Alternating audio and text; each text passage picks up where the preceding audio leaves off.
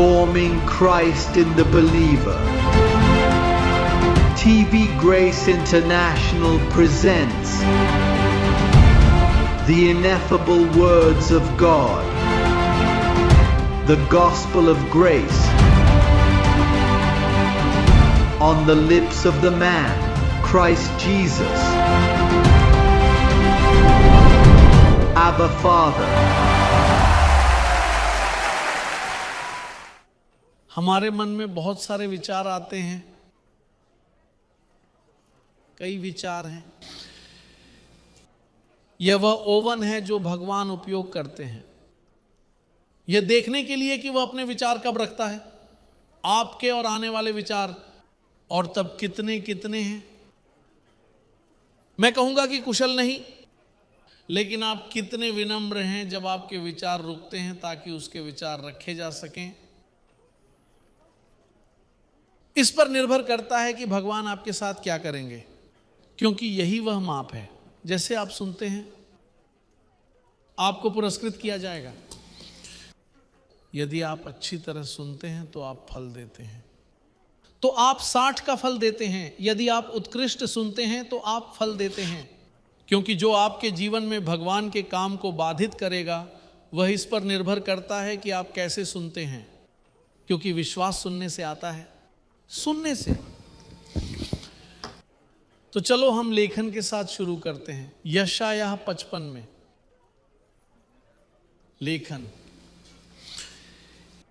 और फिर हम सुसमाचार पर जाते हैं।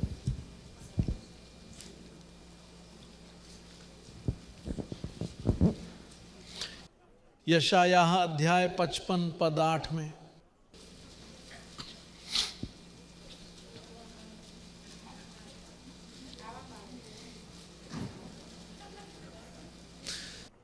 पचपन पद 8।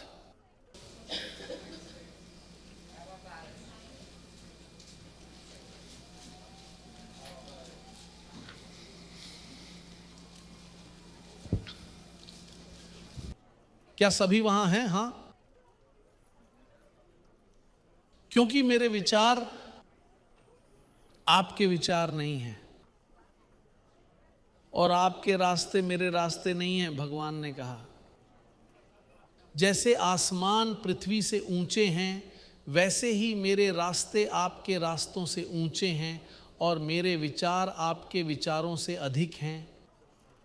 क्योंकि जैसे आकाश से बारिश और बर्फ गिरती है और फिर वापस नहीं जाती,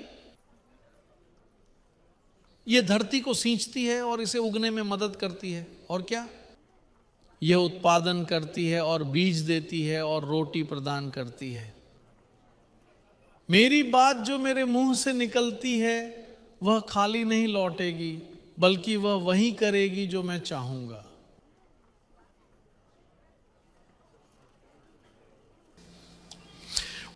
सुनो, तुम्हारे विचारों को बाहर आना चाहिए। उसने कहा, मेरे विचार तुम्हारे विचार नहीं हैं।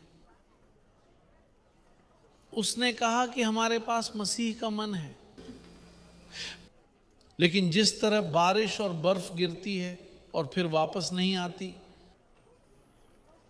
वैसे ही ईश्वर का वचन गिरता है तुम्हारे मन में। लेकिन यह इस पर निर्भर करता है, यदि तुम्हारे विचार, यदि तुम्हारी परंपराएं, यदि तुम्हारा सोचने का तरीका उन प्रदूषणों के कारण है जो तुमने अपने सुंदर परिवार से प्राप्त किए हैं, उस उपनाम से जिस पर तुम गर्व करते हो, यदि यह भगवान के विचारों से अधिक महत्वपूर्ण है, तो वह बारिश, वह बर्फ, वह शब्द जो भेजा गया है वह निष्फल है, फल नहीं देता। इसलिए उसने कहा, बोने वाला बोने के लिए निकला, और बीज का एक हिस्सा अच्छे भूमि में गिरा, लेकिन एक हिस्सा कांटों और पत्थरों में गिरा, मार्ग के किनारे। और हालांकि बीज अच्छा था, लेकिन वहां की चीजों के कारण उसने उसे बढ़ने नहीं दिया, क्योंकि इसी तरह की भ्रष्ट मानसिकताएं हैं। कुछ मानसिकताएं भरी हुई हैं, कुछ इन्फ्लेटेड हैं, कुछ लोग विनम्रता का अभाव रखते हैं, ताकि उन्हें तैयार किया जा सके। इसलिए प्रचारक बेहतरीन हो सकता है, चर्च बेहतरीन हो सकता है, लेकिन अगर मन शुद्ध नहीं है तो भगवान अपना शब्द भेजते हैं, लेकिन वह कुछ नहीं करता क्योंकि उसने व्यक्तिगत विचार पाए। देखो वहां बहुत लोग हैं, क्या तुम किसी को ऐसे जानते हो? भगवान जानता है कि क्या तुम उनमें से एक हो।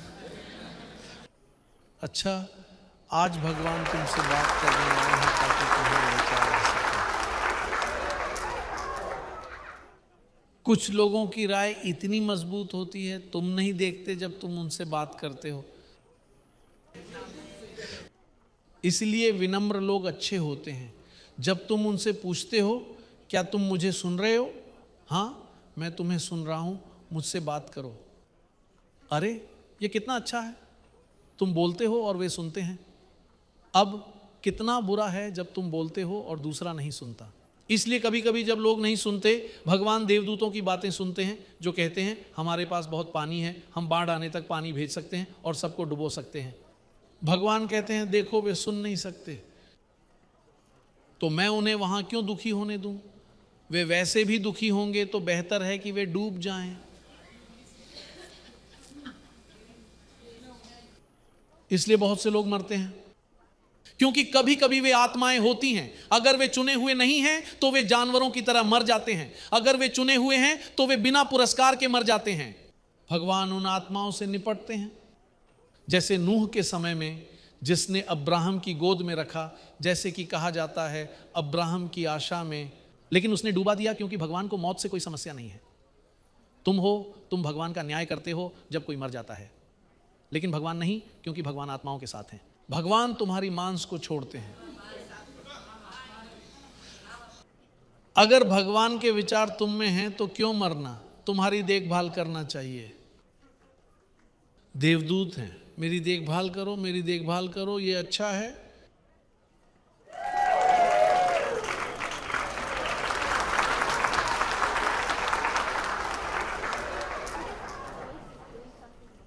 इसलिए भगवान ने इस समय के लिए यह सुसमाचार सुरक्षित रखा है, एक विशेष लोगों को पृथ्वी पर चुनने के लिए। एक ऐसा लोग जो सुनते हैं, एक गांव जो शब्द को मानता है, एक ऐसा गांव जो अन्य परिवारों पर अच्छे शब्दों, अनुग्रह के शब्दों का प्रभाव डालेगा ताकि तुम ईश्वर की दी हुई चीजों का मजा ले सको। एक ऐसा गांव जिसे भगवान अपने बच्चों की स्वतंत्रता में लाएगा, लेकिन उन्हें अपने मन को शुद्ध करना होगा ताकि यह सफल हो सके। शब्द, विचार, क्योंकि जैसा उसका विचार है उसके दिल में, वैसा ही वह है। यह इस पर निर्भर करता है कि तुम्हारे विचार क्या हैं। तुम वही हो जो तुम सोचते हो। धन्य तुम वही हो जो तुम सोचते हो, जो भी वहां है। इसीलिए कभी कभी जब तुम किसी से बात करते हो, तुम पूछते हो तुम क्या सोच रहे हो। मैं चाहता हूं कि तुम जानो कि मैं क्या सोच रहा हूं, क्योंकि जो तुम सोच रहे हो वही तुम्हें ले जाएगा। ठीक है, यही तुम्हें ले गया है। तुम्हारे विचार ही तुम्हें तुम्हारे मानव अनुभव के सभी कदमों तक ले गए हैं। जब तक तुम अनुग्रह तक नहीं पहुंचे, और अनुग्रह ने तुम्हारे धार्मिक विचारों को बदल दिया। इसने तुम्हें वहां सिखाने के तरीके को बदल दिया, और तुमने इस शब्द के साथ अपने दिमाग को धोना शुरू किया और अच्छा महसूस करना शुरू किया। ठीक है, और ये विचार तुम्हें ले जाते हैं, और तुम वही हो जो तुम अब सोच रहे हो। अगर हम तुम्हारी सोच को ठीक करें तो तुम भी ठीक हो जाओगे, क्योंकि तुम्हारे दिल में जो है वही तुम हो जो तुम यहां सोचते हो। ये दिल है, यहां विचार नहीं आते, यहां कुछ और है। यह दिल है। इसलिए यह बहुत महत्वपूर्ण है, तुम्हारी सोच पर काम करना। पहले यह शरीर के माध्यम से था। यह बलिदान, संयम, न खाना, न पीना, न छूना, न करना था। लेकिन फिर जब क्रॉस के बाद समझौता बदला, तब मन आया, और जब मन आया तो वहां भगवान के पास मसीह का मन था।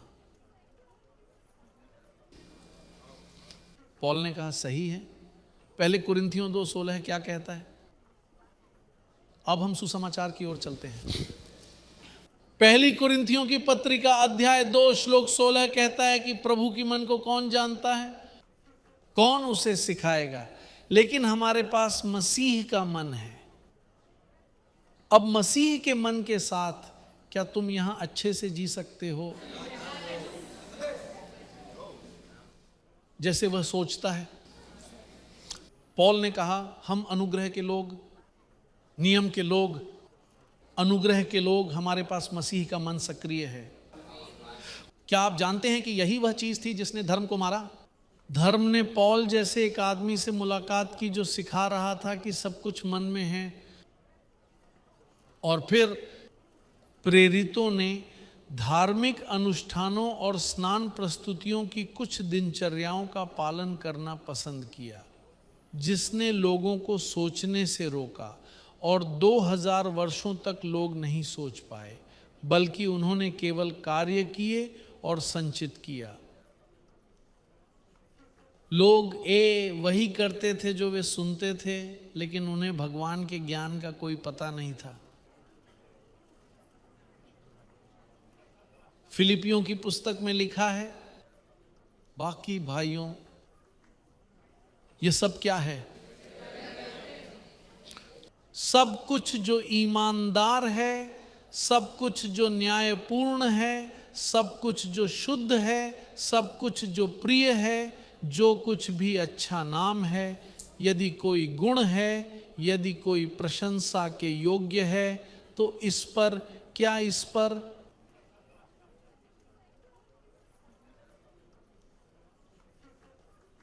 अच्छी चीजों के बारे में सोचें, नहीं बुरी। आप न्याय के बारे में नहीं सोच सकते, या यह कि भगवान आपको देख रहा है, कि उन्होंने आपको नुकसान पहुंचाया और इसलिए आपको बुरा लग रहा है, क्योंकि वहां कोई गुण नहीं है।